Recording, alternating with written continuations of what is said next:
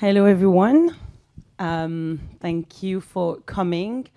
My name is Rim Khadraoui, and I would like to welcome you to Amnesty International State of the World Human Rights Report launch. Thank you very much for joining us today here in Brussels, as well as online. Today's press conference is a hybrid multilingual meeting with online translation into Arabic, French, and Spanish.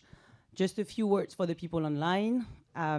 For those who are connected, you can access the interpretation function by clicking on the globe icon, and you can pick which language you'd like to listen to. You will also have the possibility to ask questions in writing during the Q&A session after our panel. If you have any technical problem, reach out to our tech support team on Zoom. I would also like to take this opportunity to thank the team of interpreters who are supporting us today for their contribution. So today's press conference will be divided in two parts. We'll be first hearing from our three panelists, and then we will have a Q&A session for journalists. For those in the room, you should have got a printed press kit with the relevant document. And for those online, this will be shared with you in the Zoom chat. The media pack includes a list of thematic and regional experts in addition to our panelists. Thank you. Now we can start, and I will first introduce you to our dear panelists. First, we will hear from Agnès Calamard, Secretary General of Amnesty International, who's going to speak on the debilitation of the multilateral order, followed by Deprose Mukena, Senior Director of Regional Human Rights Impact, who will be joining us online, and who will discuss some of the forgotten conflict across the world. And then we will hear from Karine Thibault, who's Director General of Amnesty International Belgium Francophone, and will give us an overview of the human rights cost of climate change. Before I turn things to our Secretary General, I would like to remind everyone that this is an embargoed launch until tomorrow, and that includes as well social media. Thank you very much for your attention. Thank you for joining us, and over to you, Agnès. Thank you very much, Rim. Good morning, good afternoon, everybody. Thank you to you for joining us here in Brussels, and thank you to everyone else around the world following the launch of our annual State of the World Human Rights Report launch.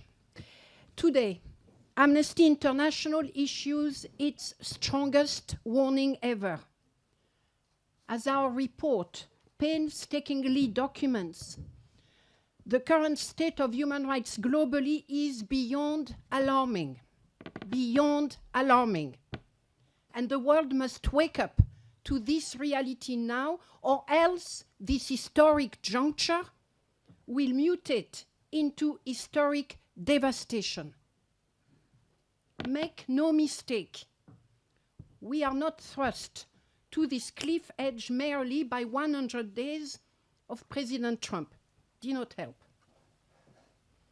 A much longer descent led us here, made up of a toxic mixture of destruction of our rule-based international system and the intensification and globalization of authoritarian practices, including on this continent.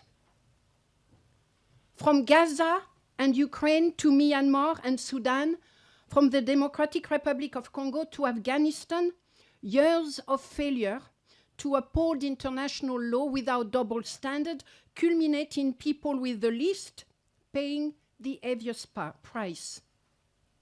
As we documented in our landmark report issued in December, Israel's genocide against Palestinians in Gaza, its unlawful occupation in the West Bank, and its violent system of apartheid are the bloody culmination of years of increasingly brazen rule-breaking and dehumanization of Palestinians, perpetrated with complete impunity. So too is Russia's war of aggression in Ukraine. It killed more Ukrainian civilians in 2024 than in the year before. It continued to destroy civilian infrastructures, torture, and disappear. My colleague Desproges will speak about the many other conflicts often overlooked, but let me highlight here one more. We call it a conflict. The Taliban's war on women in Afghanistan. In 2024, the Taliban criminalized women's and girls' public existence. It is a threat to be born a woman in Afghanistan, and it kills you by thousands. The paralysis of the international community in the face of regression was stark, but the responsibility of the most powerful stood out. With abuse of their veto powers, something we have been denouncing for a number of years, steaming prospect for UN Security Council action. But using Security Council veto power for a genocide, for an aggression, states such as Germany, the UK, and the USA showed not only indifference to the immense suffering of Palestinians, but were themselves complicit with it by continuing transfer of arms that enabled Israel's crimes and by suppressing dissent at home. The very architect of the rule-based order that arose beacon-like from the ashes of World War II, from the Holocaust, those who 80 years ago, exactly 80 years ago, crafted the UN, blueprinted the International Court of Justice. Today, those very actors vandalize the Universal Declaration for Human Rights. They vandalize the UN Charter. They vandalize the Genocide Convention. The rule of law, bending knee to power as power seeks to set itself above the law. Those betrayals are neither isolated nor sudden development. Over recent years, a creeping spread of authoritarian practices across the world has seen state eroding fundamental rights and respect. And those trends have gained further momentum in 2024. We have denounced those trends in 2021, in 2022, in 2023. And what I can tell you is that in 2024, they escalated. In several countries, security forces imposed mass arbitrary arrest and forced disappearance, used excessive use of force to suppress civil disobedience. All manners of government sought to entrench their power and control, evade accountability, instill fear by violating people's rights, from Europe to Asia, from Africa to the Americas. It has been particularly disconcerting to see advocates for the human rights of Palestinians face violent harassment and arrest here in Europe, as well as in the US. As I speak, German authorities have forcibly removed protesters from encampment, as well as attempting to deport people, banning others, including doctors, who have spent their months trying to save life in Gaza. Those people are not allowed in Germany. It is not just those expressing solidarity with the Palestinian people who have been targeted. Climate activists have been stigmatized, criminalized, including on charge of terrorism or extremism, including on this very continent. In the USA and almost everywhere else around the world, terrorists, those fighting for our planet, while those destroying the planet are welcomed on red carpet, surely. Government, the world over, have disbanded, suspended NGOs and political parties. At least 21 new states have adopted laws aimed at the suppression of freedom of expression and banning media outlets in 2024. Meanwhile, in many parts of the world, discrimination and repression against women and LGBTQI people intensified. Iran's new veiling law imposed flogging, exorbitant fines, harsh prison sentence. Malawi, Mali, Uganda criminalized, upheld bans on same-sex relations. Georgia and Bulgaria followed Russia's lead in clamping down on supposed LGBTI propaganda. And all those practices escalating in 2024 did that as extreme poverty and inequality deepen within and between states in 2024. This is not Amnesty speaking here. It is the World Bank. It is the World Bank. Not exactly your radical actor, is it? The number and wealth of billionaires grew, but at everyone else's expense. Yet, many governments and political actors sought to scapegoat migrant and asylum seekers instead, using racist, xenophobic rhetoric to justify increasingly repressive measures and the weakening of the rule of law. Those trends gained momentum in 2024, and they have now been accelerating over the last 100 days. And let me be very clear, President Trump's first 100 days have been disastrous for human rights in the US and internationally. The US government is heading a global assault on gender and racial justice. It has adopted yet again its sweeping gag rules against abortion rights.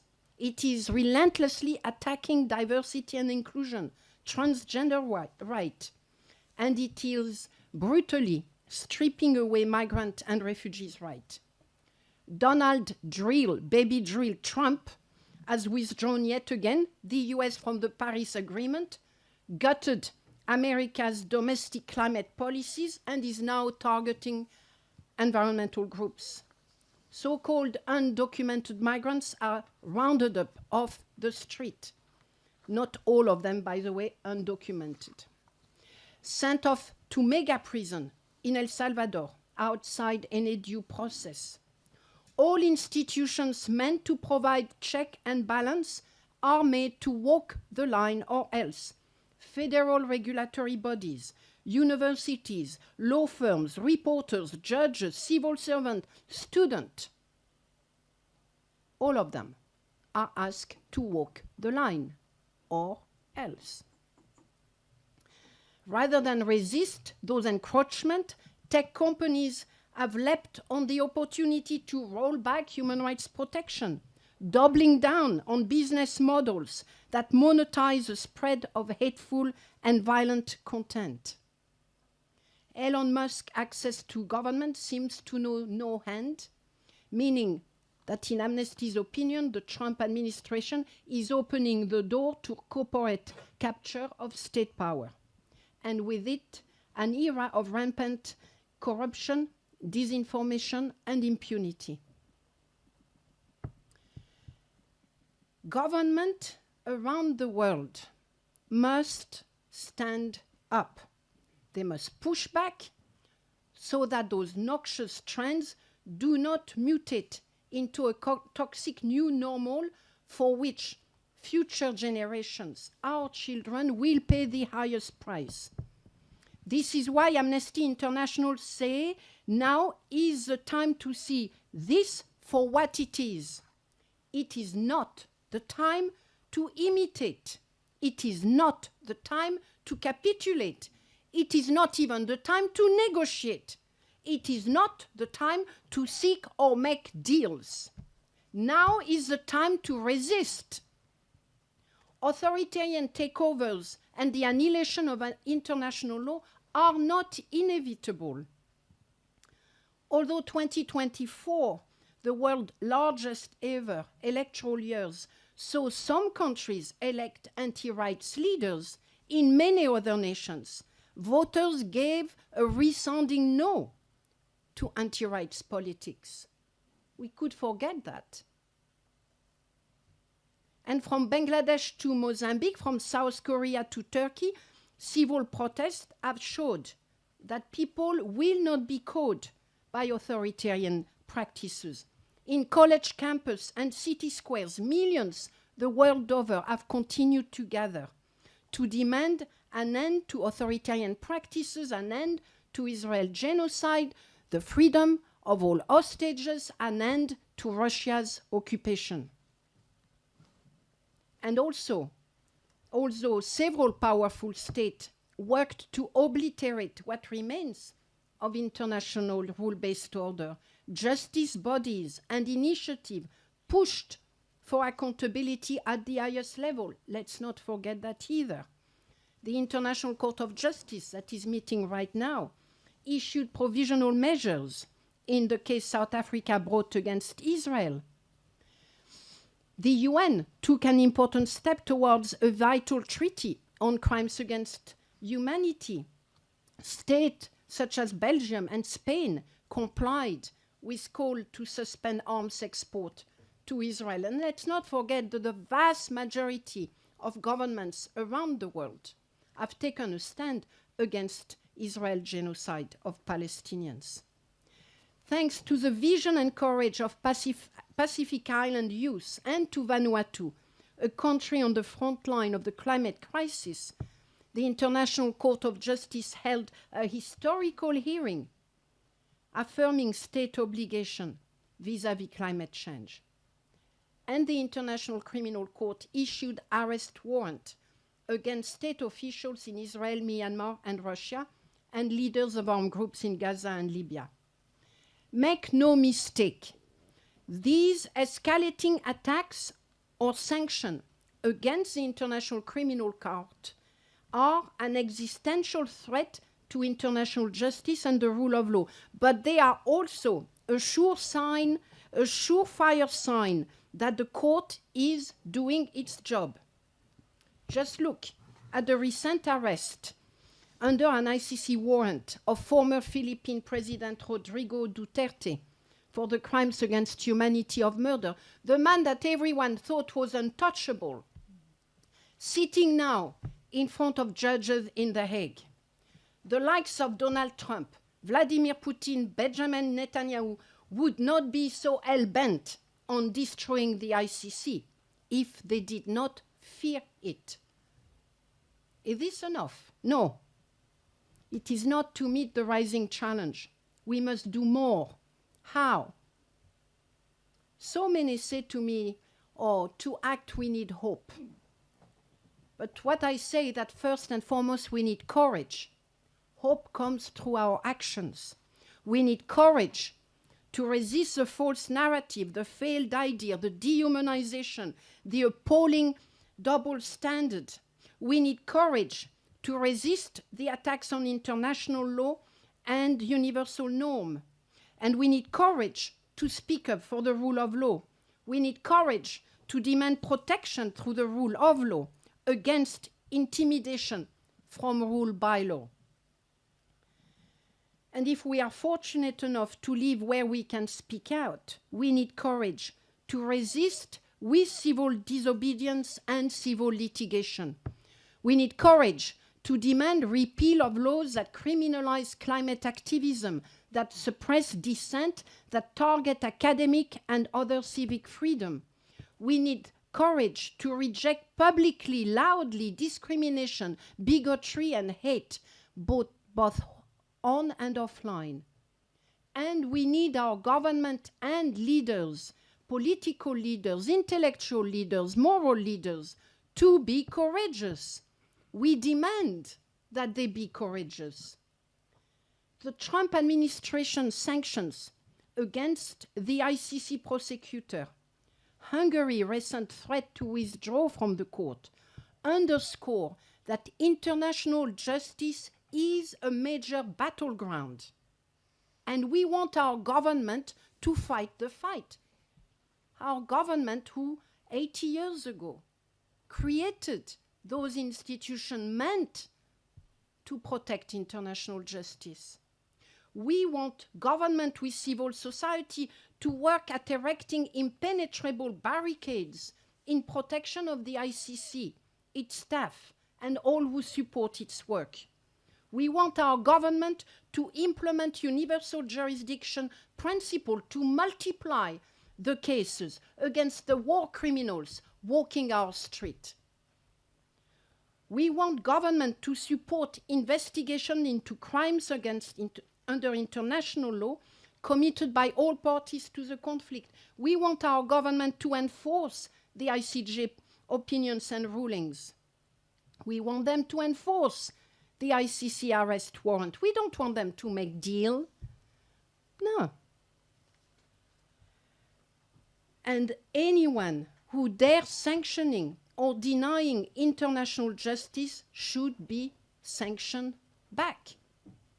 We want our government to sanction back those who dare sanctioning international justice. How hard is this? I don't even know why we have to ask for it. Why? They sanction the International Criminal Court, they get sanctioned back. Resistance may not be enough, so we have to transform our communities, our cities, our government. At Amnesty International, we are ready to organize with you, to campaign, to demand a convention on crimes against humanity, a UN convention on international tax cooperation. We need and want to transform so that everyone can get universal income at a time where inequality and social chaos are being spread through austerity measures. And we want to transform and reform the UN Security Council. These are just some of the reform that must take place as part of our resistance. We don't just resist to protect 80 years. We protect what needs to be protected, and we transform what must be transformed. Resistance is a long journey, but it begins with just one step, the step of courage.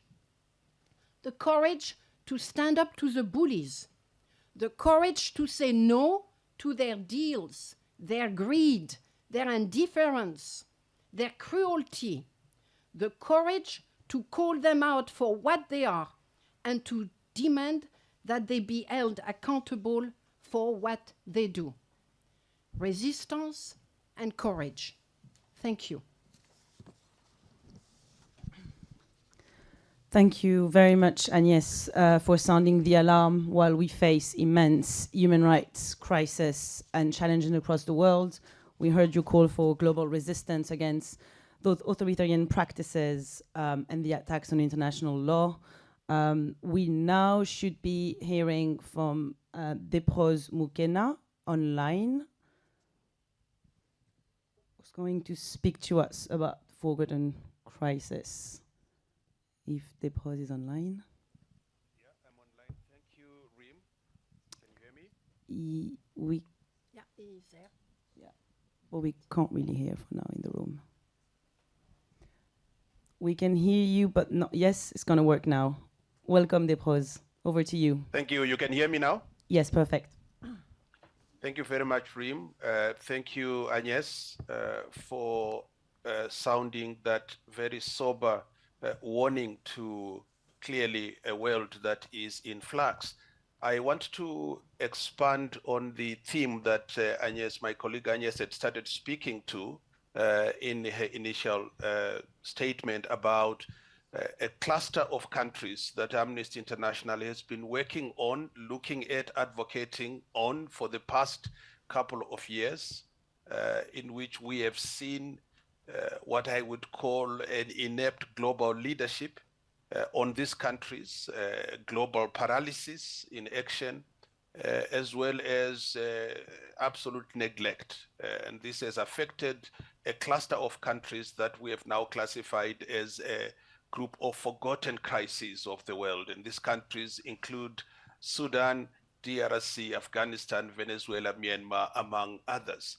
What we have seen during this reporting period is a combination of international inaction, transactional diplomacy, a focus on other spots in the world at the expense of these countries, leading to impunity and emboldening of the actors inside these countries that have caused chaos for civilians, including rendering civilians completely vulnerable to an onslaught that is calculated, most vicious, and being done with reckless abandon. I want to first spotlight the attention of this meeting to Sudan, which this month marks 2 years of intense fighting between the Rapid Support Forces and the South Sudan Armed Forces, in which during this period of time we have seen the worst humanitarian crisis to emerge out of the continent, with 24.6 million people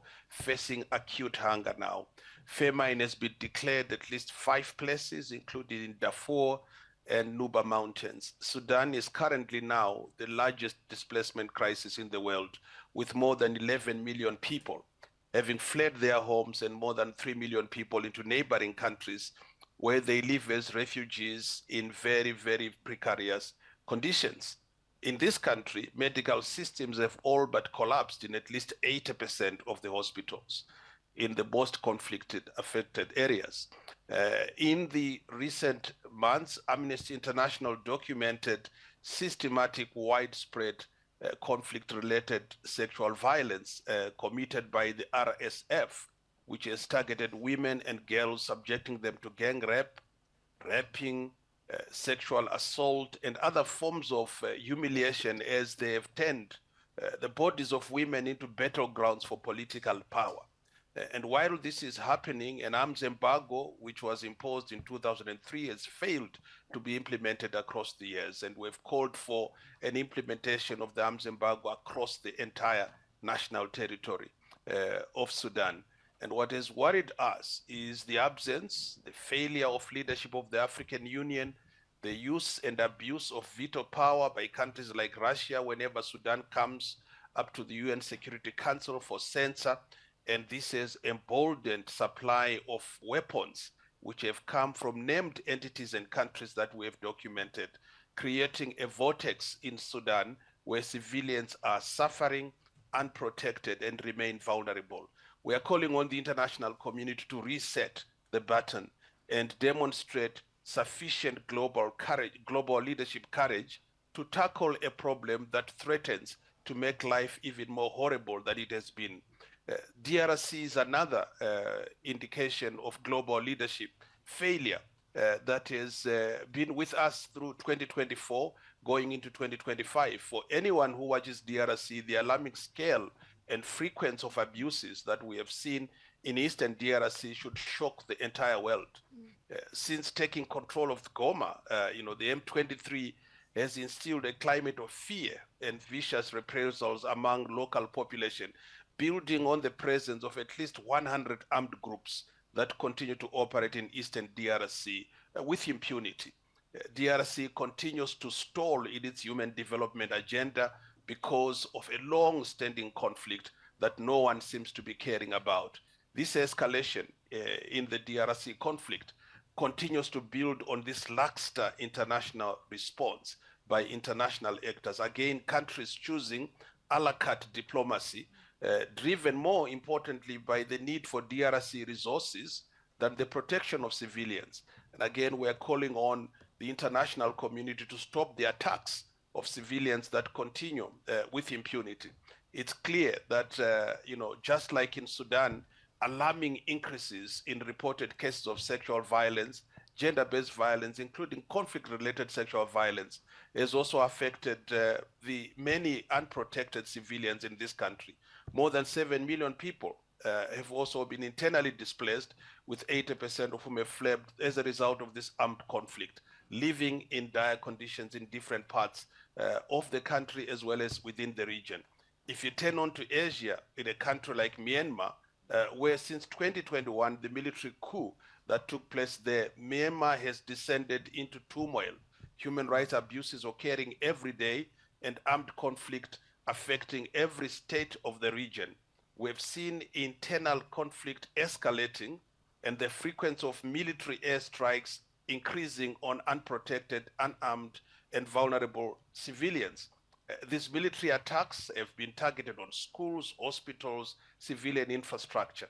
And the junta has been engaged in acts of reckless arrest of people, totaling 5,945 people killed since 2021, including mostly pro-democracy activists, civilians, and other civil society activists. Since the coup took place, 27,000 people have been arrested by the junta in relation to any challenge to the manner in which they seized power. 21,000 are currently in detention, 9,500 of whom are serving sentences. So Myanmar remains a collective crime scene. And with the cuts of US aid support through the recent Trump orders to cut US aid funding, the humanitarian crisis in this country has accelerated. And I think we can talk more about that in the question and answer. And I want to turn attention again to Afghanistan. And yes, already has mentioned that the people of Afghanistan have experienced worsening levels of human rights violations under the de facto Taliban authorities.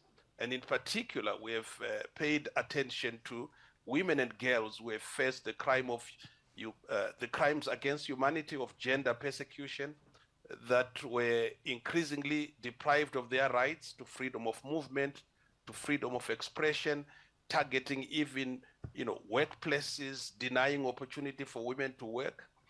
The UN and the international community has failed to address the impunity for ongoing and past atrocities in Afghanistan.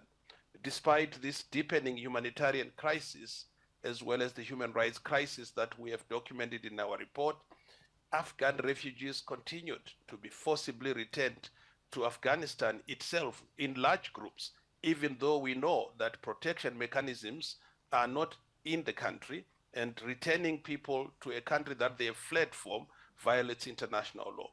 So we need renewed attention on this country to stop the suffering of Afghan people. And I conclude with, again, Venezuela, which we have seen since the past election drift into further crisis with deepening of authoritarian practice, the deployment of authoritarian legalism through regulating the conduct of NGOs, of civil society, arresting journalists, targeting human rights defenders, and creating a climate of fear for Venezuelan people.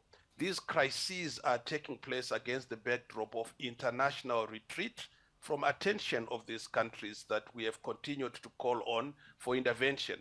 And that's why we're calling them forgotten crises. As we go into 2025, I think it is important that there is renewed attention on this cluster of countries before the situation gets even worse than it is. And I hope that we can be heard, this message can be heard. I hope that we can see more courageous leadership emerge. When the US is retreating, other countries should step up, including in the European Union, where we are hosting our annual report conference today. Thank you. Thank you very much, Deprose Mukena, Senior Director of Regional Human Rights Impact, for putting the spotlight where it needs to be. Thank you very much. We're now going to hear from our final panelists before we turn to the Q&A session. Karine Thibault. Yes. I'm going to talk about the climate change and the human rights cost. So if you look back to the previous year, the 2024, that was the hottest year ever recorded. And that was also the most devastating one. Just for the first time, we crossed a critical limit. The average global temperature was 1.5 degree above pre-industrial levels. And yet, this is not enough to spur action.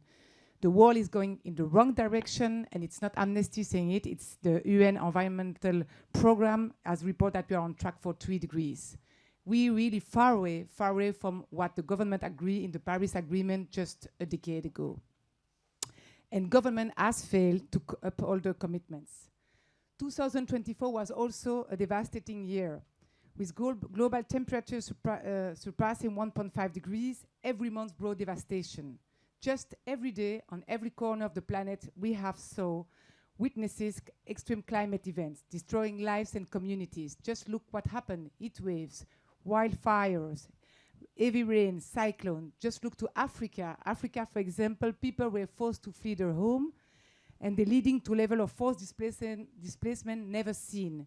And I think it's an addition with what's happening with the conflict, what just the pros explained, the forced displacement in Africa. Just look to Pakistan and India. There were also intense and deadly floods, and it happened also in Spain. And this is only happening with 1.5 degrees. This is going to be worse, and we know it. We know it because extreme climate events will become more frequent, and they will also be more severe as temperature is going to rise. The human rights cost of climate disruptions is already high, too high, especially because we know what we have to do to fix it, but we are not doing it.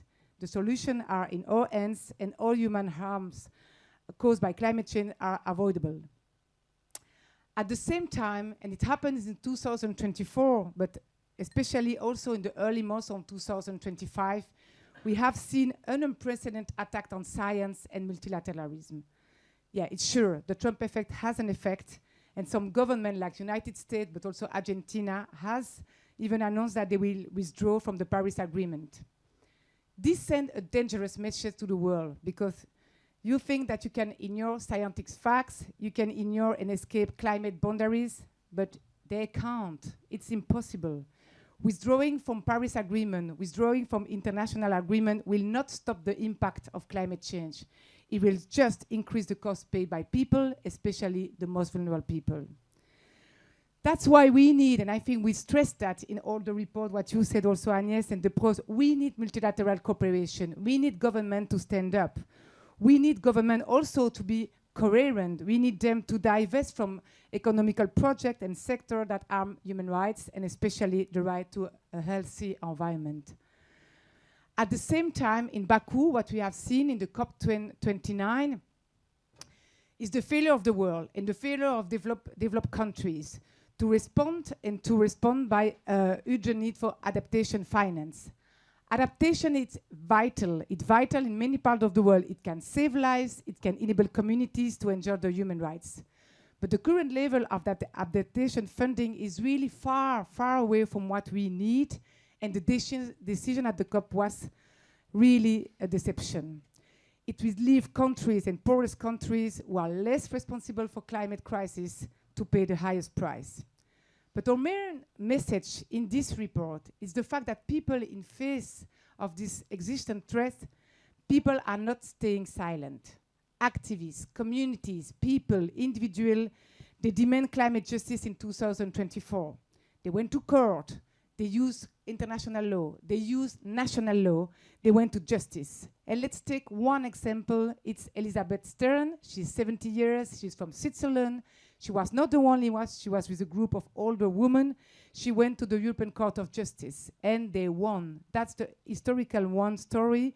They won in front of the European Court of Human Rights, saying that Switzerland was responsible for enacting, not doing enough in climate action, and by this climate inaction, Switzerland is violating their human rights.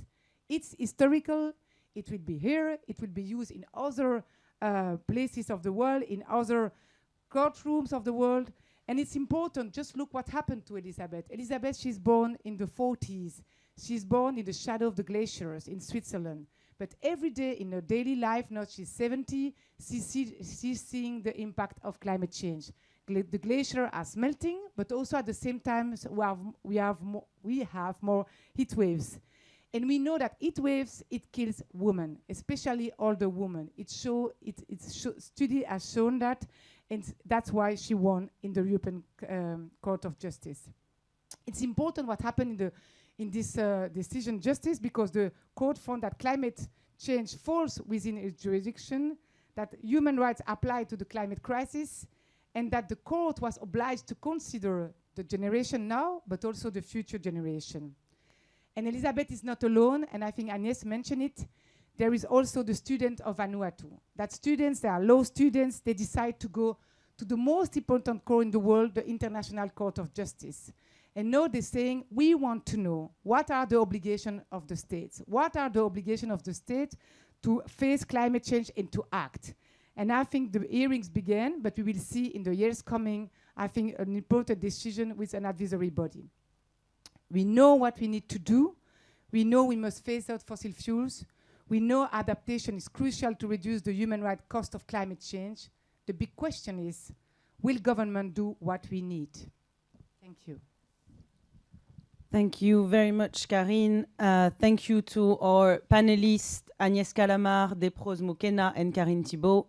This is the state of the world's human rights. I hope you also hear our call for action, because obviously we didn't come with good news, but there is hope, and governments have the possibility to act against what's going on.